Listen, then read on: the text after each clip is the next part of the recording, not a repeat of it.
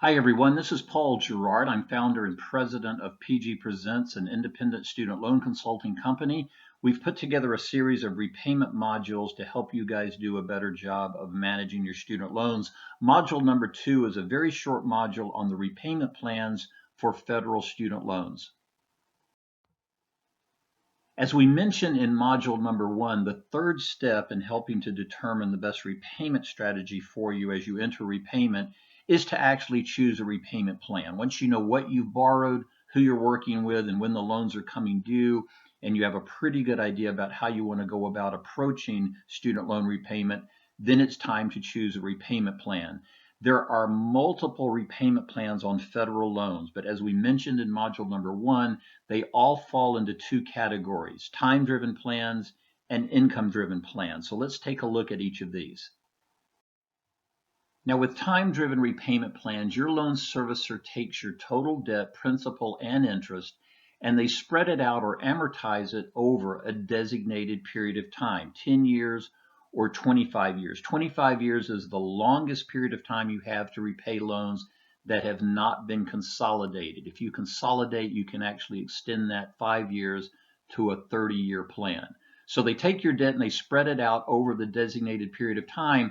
And if you make minimum payments, you never aggressively pay, you'll be debt-free at the end of the term. And that way, it's very similar to the way that a mortgage would work.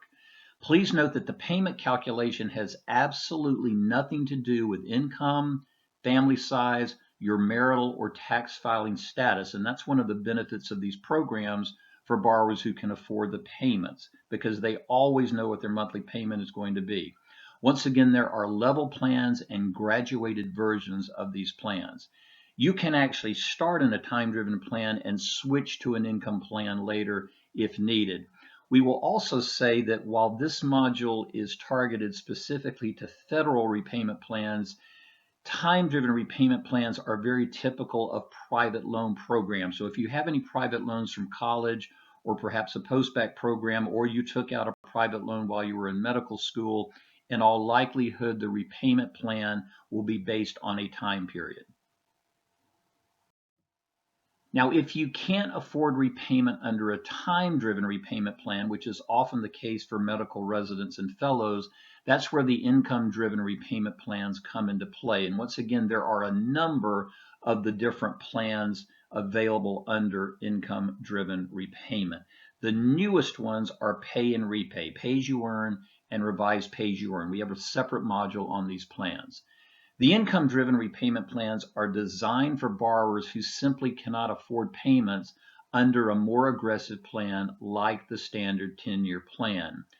Please note, though, that the payments are based on a federal formula that looks at income and family size, and the payments are only good for 12 months at a time. So if you use an income plan, for example, pay or repay, your loan servicer will come to you usually 30, 60, perhaps 90 days before the 12 months is up to remind you that it's time to renew your eligibility to provide new income and family size information. So you have to renew your payments every single year. Now remember, with a time-driven plan, if you make the minimum payment, you'll be debt-free at the end of the term. That's not the case with income-driven repayment plans.